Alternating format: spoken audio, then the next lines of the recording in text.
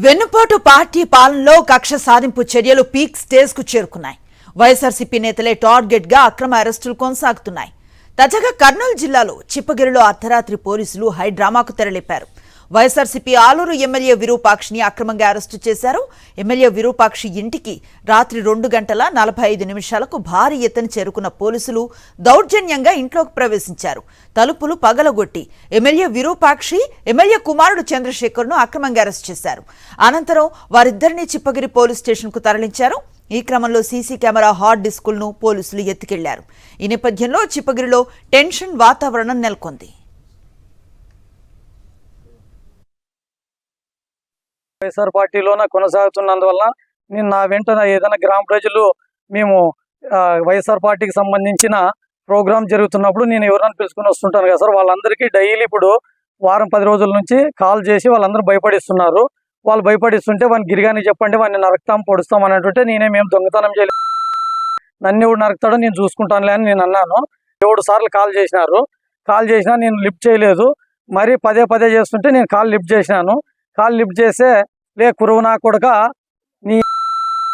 నువ్వు ఏం తిక్కు నువ్వేమన్నా ఎక్కుతా, నిన్ను వచ్చి సంపు పడేస్తాం చూడి, నువ్వు మా గురించి అట్లా తప్పు చెప్పినావంట, ఇట్లా తప్పు చెప్పినావంట, మా గురించి ఎట్లా మాట్లాడతావా అన్నారు. అంటే నేను ఎక్కడ మాట్లాడలేను మీ గురించి, నేనేమన్నా మాట్లాడినాను అంటున్నారు కదా. మన ఊర్లో సుంకులమ్మ గుడి ఉంది, ఆడొచ్చి బాసులు చేస్తాం, ఏదో మాకు సంబంధించి మేము పార్టీకి సంబంధించి మేము పోతున్నాం తప్ప మీ గురించి మేము ఏం మాట్లాడటం లేదు, అట్లా తిక్కు మాట్లాడొద్దని నేను అన్నాను.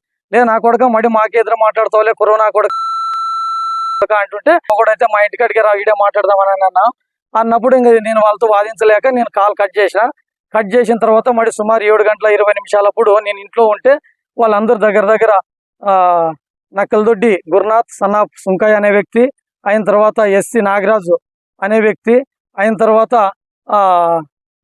నక్కలదొడ్డి సుధాకర్, అయిన తర్వాత నక్కలదొడ్డి శేఖర్, అయిన తర్వాత వాళ్ళ అక్క కొడుకు చిరంజీవి సన్నాఫ్ హనుమాన్ అనే వ్యక్తి, ఇంకా మిగిలిన కొత్త వాళ్ళు దాదాపుగా ఒక 15 నుంచి 20 మంది దాకా వచ్చినారు. వచ్చి మా ఇంటికి వచ్చి ఫస్ట్ నిన్ను కొట్టినారు. కొట్టే లోపల మా ఊరోళ్ళు వచ్చి అప్పుడు అడ్డుకున్నప్పుడు మా ఇంట్లోకి వస్తున్నప్పుడు నేను వీడియో కూడా తీసినాను. ఫస్ట్ కొట్టిపోయిన తర్వాత వీడియో తీసినా, కొట్టినప్పుడు లేదు నా దగ్గర. అయిన తర్వాత ఇంకా మరి బయటకు అడ్డుకున్నప్పుడు ఇప్పుడు నువ్వు బయటికి రాలే నా కొడుక, నేను సంపపాడేస్తాం, నేను ఎవరు దిక్కుండాడలే కురువు నా కొడుక అంటుంటే నన్ను భయపడి అన్నకి విరూపాక్షి అన్నకు ఫోన్ చేసి, అన్న మీరు వచ్చి నన్ను రక్షించకపోతే వీళ్ళు వచ్చి నన్ను చంపేస్తారు, మీరు ఎట్టు పరిస్థితుల్లో రావాలన్నా నన్ను కాపాడాలన్నా అని అంటే సరే గిరి వస్తాం కొద్దిసేపు ఉండండి అని అంటే అన్న వస్తున్నాడు అని తెలుసుకుని వాళ్ళు పోయేసినారు.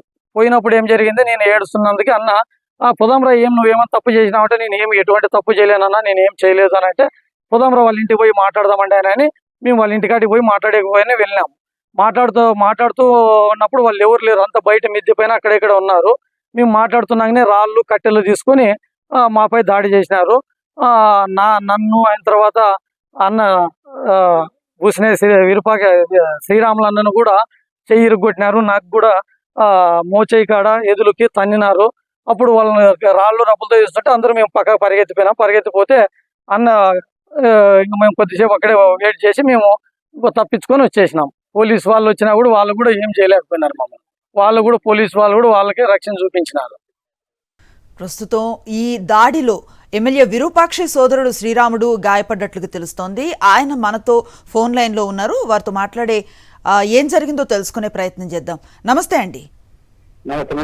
ఈ ఘటన ఎలా జరిగింది? మొత్తం ఫుటేజ్లో చూస్తూ ఉంటే చాలా విపరీతంగా మనుషులు వచ్చారు, అలాగే సీసీ కెమెరాలు కూడా హ్యాండ్ ఓవర్ చేసుకున్నారు పోలీసులు అని తెలుస్తోంది. అసలు ఏం జరిగింది రాత్రి? మీ పరిస్థితి ఎలా ఉంది ఇప్పుడు? ఇప్పుడు మాకు తీవ్రంగా మేడం మాకు పరిస్థితి ఇక్కడ మనము ఆడ కురువు మన వైఎస్ఆర్ నాయకుని వాళ్ళ ఇంటికి కొడువని తీసుకొని దాడి చేసేది అంటే మనం పరామర్శించేది మేడం వాళ్ళు మన వైఎస్ఆర్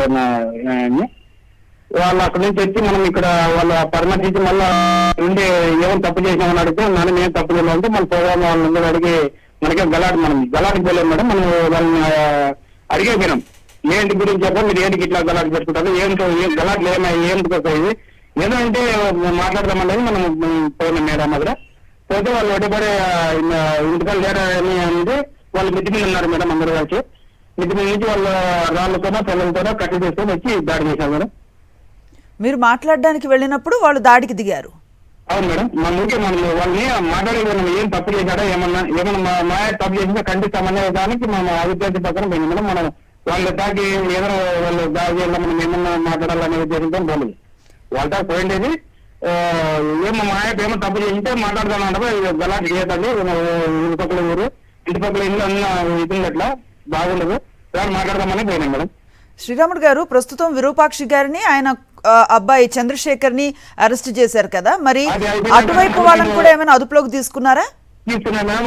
ఇంటికాడ పోయి పోలీసు వాళ్ళు అంతా డిఎస్పీ అందరూ పోయినాడు మేడం. అక్కడ పోయి తలుపులన్నీ ఎరుపెట్టి దౌర్జన్యం చేసి అంతా సీసీ కెమెరాలన్నీ ఫుటేజ్లన్నీ పెరిగేసి అంతా మొత్తం చాలా తీవ్రంగా చేసి పెట్టినారు మేడం. అంతా రౌడీజం చేసి పెట్టినారు. మాకు గాయాలు తగిలినా మాకు ఎవరు రక్షించలేదు మేడం, వాళ్ళకే సపోర్ట్ చేశారు. అండ్ మీ విషయంలో ఇట్లా తరువులి వెంటనే అరెస్ట్ చేశారు కదా, అటువైపు వాళ్ళు ఫస్ట్ దాడికి దిగారు కదా గిరి వర్గం పైన, మరి వాళ్ళని ఏమి అదుపులోకి తీసుకోలేదా పోలీసులు? వాళ్ళకి సపోర్ట్ చేశారు మేడం, మన ఎస్ఐ అయితేనే వీళ్ళు పోలీసులు ఎవరైతే. రైట్, మీతో మాట్లాడినప్పుడు కూడా విరూపాక్షి గారితో ఏకవచనంతో మాట్లాడుతూ కొంచెం రూడ్ గా బిహేవ్ చేశారని తెలుస్తోంది, నిజమేనా? ఏం లేదు మేడం, ఎవరితో బీభత్సంగా మాట్లాడలేదు మేడం, మామూలుగా అడిగినాం మేడం. బీభత్సంగా అది మాట్లాడతాం మేడం, నైట్ పూట లేదు పోలీసులు మీతో అంటున్నాను. బీభత్సంగా అయితే ఏం మాట్లాడలేదు మేడం. వాళ్ళని నార్మల్గా అడగదామని పోయినాం మేడం. మనం వాళ్ళు కొట్లాడు పోవాలి అవన్నీ పోవాలనుకుంటే మనం ఏమన్నా చేతులు పట్టుకొని పోతుంది మేడం. మాకు అవన్నీ అట్లా లేదు కాబట్టి మనం సాంబస్యంగా పోవాలనే ఉద్దేశంతో పోయి మాట్లాడినాం మేడం. రైట్, ప్రస్తుతం మీ పరిస్థితి ఎలా ఉంది? మీ చెయ్యి విరిగిందని తెలుస్తోంది.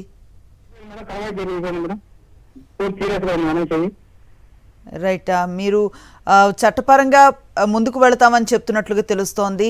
మీరు ఆ దిశగానే ముందుకు వెళ్ళాలని కోరుతున్నాం. మిగతా మీ అభిప్రాయాన్ని మాతో పంచుకున్నందుకు థ్యాంక్ యూ.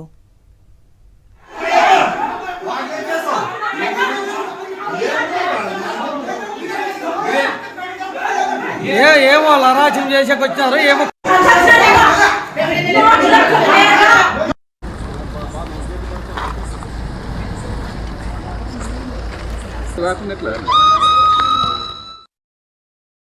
మరిన్ని అప్డేట్స్ కోసం ఛానల్ ను సబ్స్క్రైబ్ చేయండి.